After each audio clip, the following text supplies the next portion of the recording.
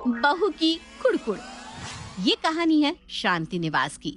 शांति अपने घर में अपने बेटे रोहित, बेटी काजल के साथ काफी सुकून से रहती थी। पर कौन जानता था कि उसके घर की ये शांति कुछ ही समय में भंग होने वाली है।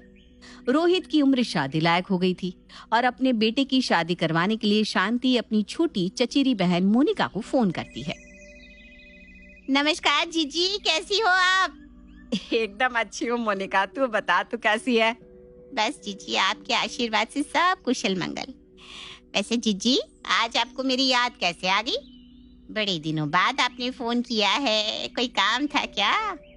हाँ, काम तो था, पर मेरे ख्याल से ये सारी बात फोन पर करना सही नहीं होगा।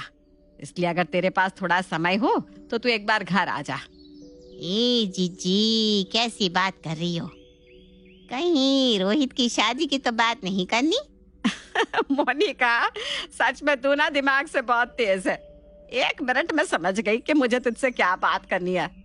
खैर चल, अब समझ ही गए तो एक बढ़िया सा रिश्ता ढूंढ दे रोहित के लिए। लो जीजी, नेकी और पूछ पूछ। रोहित आपका ही नहीं बल्कि मेरा भी बेटा है, इसलिए आप चिंता मत कीजिए। इतना बोलकर शांति और मोनिका एक दूसरे का कॉल कट कर देते हैं। तो वहीं पीछे खड़ी खड़ी काजल अपनी माँ की सारी बातें सुन लेती है। माँ, अब भैया के लिए लड़कियां देखना शुरू कर रही हैं, वो भी बिना भाई की इजाजत के। हाँ काजल, क्योंकि मैं जानती हूँ कि मेरा रोहित मेरी बात को कभी नहीं काटेगा। आने दे शाम को, मैं अपने बेटे से इस बारे में जरूर बात करूंगी। शांति की बात सुनकर काजल कुछ नहीं कहती और अपने कमरे में चली जाती है। जब शाम को रोहित अपने घर आता है तो अपनी माँ की मनपसंद मिठाई रस मलाई लेकर आता है।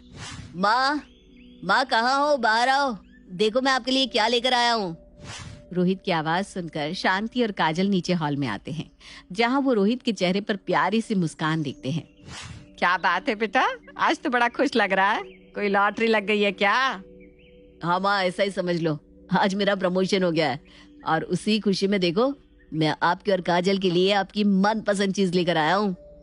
रोहित की खुशी और उसकी बात सुनकर शांति की आंखें नाम हो जाती है और वो रोहित के हाथ से ही अपना मुंह मीठा करती है। कुछ देर बाद शांति रोहित से शादी की बात करती है। माँ, आपने अगर मेरे लिए कोई फैसला लिया है तो बहुत सोच समझ कर ही लिया होगा, इसलिए आपको जैसा ठीक लगे आप वैसा ही कीजिए। मैं इस शादी के लिए तैयार हूँ। अब क्या था, रोहित की रजामंदी देख शांति की खुशी का कोई ठिकाना नहीं था। ऐसे ही समय गुजरता है और गुजरते समय के साथ रोहित के लिए पूजा नाम की एक बहुत अच्छी लड़की का रिश्ता आता है, जिसके बाद जल्द ही पूजा और रोहित की शादी हो जाती है। शादी के बाद पूजा अपने ससुराल की जिम्मेदारियों को बखूबी संभाल लेती है। ऐसे ही एक रात पूरा परिवार एक साथ बैठा हुआ था, तभी वहाँ रोहित अपनी माँ के लिए बनारसी साड़ी, बहन के लिए एक नया फोन लेकर आता है। ओए चुया, देख तेरे लिए क्या लेकर आया हूँ। माँ देखो ना, फिर से ये मुझे चूया बोल रहा है। अब चूया को चूया ना कहूँ तो क्या कहूँ? चल इन सबको छोड़, पहले ये देख मैं तेरे लिए लाया क्या हूँ। इतना बोलकर रोहित उसको फोन देता है। फोन देखकर काजल की खुशी का ठिकाना नहीं था। खुशी से वो अपने भाई को गले से लगा लेती है। सच में भैया, तू ना वर्ल्ड का बेस्ट भाई है, मेरे बिना मांगे सब कुछ दे देता है। अभी तक तो तू अपने भाई को मारने जा रही थी, क्या हो गया अब? माँ, वो तो भाई बहन का प्यार है, क्यों भैया? हाँ क्यों नहीं, वैसे इन सबको छोड़ो और माँ देखो आपके लिए क्या लेकर आया हूँ, बनारसी साड़ी। आपको ये साड़ी बहुत पसंद थी ना? बेटा पसंद तो बहुत थी, लेकिन इस साड़ी का मैं क्या करूँगी, अब तो मेरी उम्र भी हो चली है।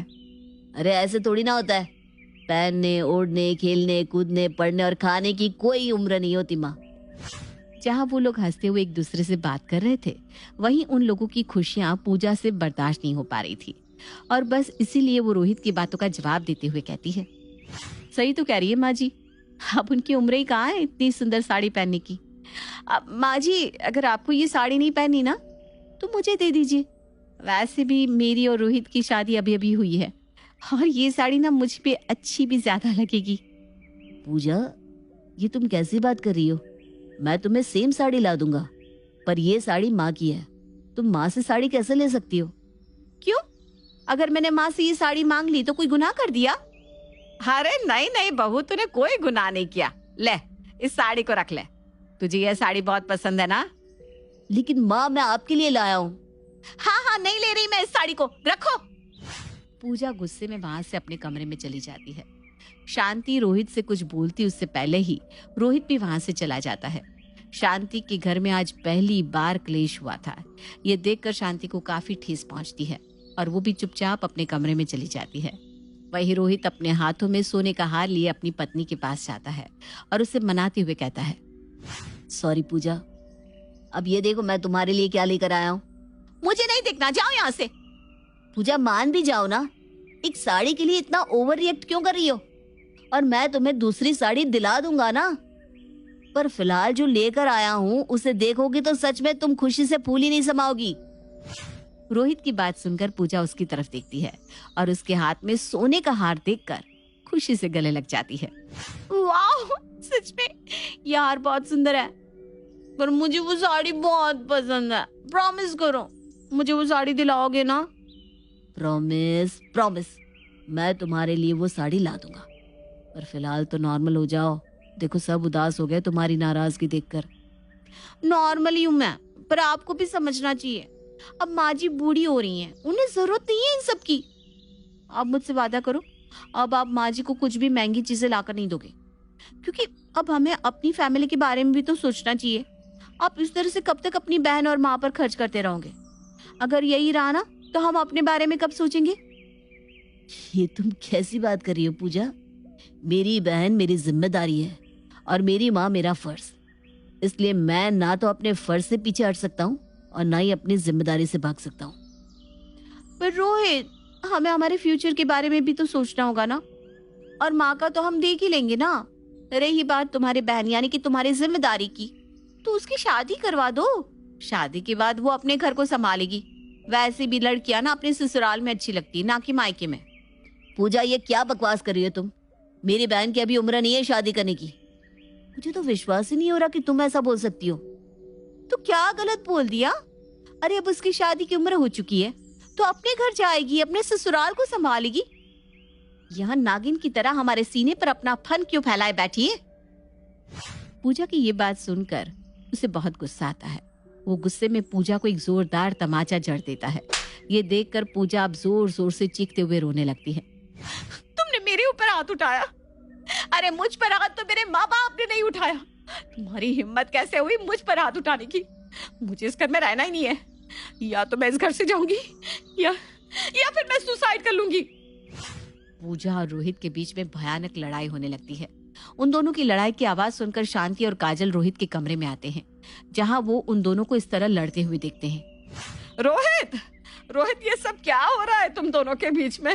इतनी भयानक लड़ाई आज से पहले इस घर में कभी नहीं हुई बेटा। माँ, आपकी बहू का दिमाग खराब हो चुका है। इसके दिमाग की तरह इसकी जुबान भी कुछ ज्यादा ही चल रही है। अरे क्या गलत बोल दिया मैंने? मेरा तो बस ये कहना है कि काजल की शादी करवा दो। क्या गलत कहा मैंने? भाभी ये क्या बोल रही हैं आप? मेरी शादी, मैं अभी 22 साल की हूँ। हाँ तो तुम सब भी ना मेरी एक बात कान खोलकर सुन लो। मेरे और रोहित का भी अब परिवार है, इसलिए रोहित इस घर में फालतू खर्च नहीं करेंगे। इतना बोलकर पूजा वहां से चली जाती है। पर ये सब देखकर शांति के ऊपर दुखों का पहाड़ टूट जाता है, क्योंकि आज से पहले शांति के घर में इस तरह का माहौल कभी नहीं हुआ था। शांति अब अपने घर में चाहकर भी कुछ नहीं बोल पाती। समय यूं ही गुजरता है और घर का माहौल बद से बदतर होता जाता है। पूजा की खुशी के लिए रोहित अब अपने घर में खर्चा देना बंद कर देता है। ऐसे ही एक दिन शांति और काजल आपस में बात कर रहे थे। माँ, कॉलेज की फीस भरनी है, समझ भी नहीं आ रहा क्या करूं। रोहित से पैसे मांग लेना बेटा, कुछ समय बाद जब मेरी पेंशन आएगी तब हम रोहित को पैसे दे देंगे। काजल और शांति आपस में बात कर रहे थे, तभी वहां उनकी बात सुनते हुए रोहित आ जाता है और अपनी माँ के हाथों में पैसे थमाकर कहता है, कुछ ही दिनों में तूने अपने भाई को पराया समझ लिया। भले ही मैं इस घर में खर्चा नहीं देता, लेकिन एक बात कान खोलकर सुन ले, तेरा भाई मरते दम तक तुम दोनों की सेवा करता रहेगा। रोहित ये बात बोल ही रहा था कि तभी वहां पूजा आ जाती है और एक बार फिर घर को अपने सर पर उठा लेती है। अच्छा, तो मुझसे छुपा कर यहाँ पैसे दिए जाते हैं। अब तो आप सबने हद कर दी, पर मैं अब और बर्दाश्त नहीं करूंगी। इस घर में या तो मैं रहूंगी या आप सब। अगर मैं रही तो ये घर बिल्कुल वैसे ही चलेगा जैसा मैं चाहती हूँ, नहीं तो मैं चली जाऊंगी। पूजा का गुस्सा और अपने घर की इज्जत बचाने के लिए शांति रोहित को पूजा के साथ जाने के लिए कह देती है। ठीक है बहू, अगर तुझे ये घर छोड़कर जाना ही है तो जा, पर इस घर से तू अकेले नहीं बल्कि रोहित भी जाएगा। ये क्या बोल रही है माँ? हाँ बेटा, चला जा, नहीं तो लोग कहेंगे कि माँ ने अपने बेटे का घर बसने नहीं दिया। नहीं माँ, मुझे फर्क नहीं पड़ता कि कौन क्या कह रहा है, मैं ये घर कभी नहीं छोड़ूंगा। पर हाँ, मैं पूजा को जरूर छोड़ दूंगा। मैं पूजा को डिवोर्स दे रहा हूँ। मुझे पता था कि पूजा को ये बात पता चलेगी तो वो यही नाटक करेगी, इसलिए मैंने पहले ही पेपर बनवा लिए थे। और हाँ, मैं उस माँ को कभी छोड़कर नहीं जा सकता जिसने मुझे जन्म दिया और पाल पोस के बड़ा किया। रोहित भी डिवोर्स पेपर निकालता है। पेपर देखकर रोहित के मुंह से डिवोर्स की बात सुनकर पूजा बहुत घबरा जाती है, क्योंकि भले ही पूजा अपने सास और ननद से प्यार नहीं करती थी, पर रोहित से बेहद प्यार करती थी और रोते हुए वो माफी मांग लेती है। मुझे माफ कर दो रोहित, मैं आपके बिना नहीं रह सकती, प्लीज मुझे तलाक मत दो। मैंने बचपन से माँ को देखा है, वो दादी को पसंद नहीं करती थी और पापा पर अपना हुक्म चलाती थी, और शायद वही चीज मैंने सीखी है। मैं वादा करती हूँ आगे से कभी ऐसा नहीं करूंगी।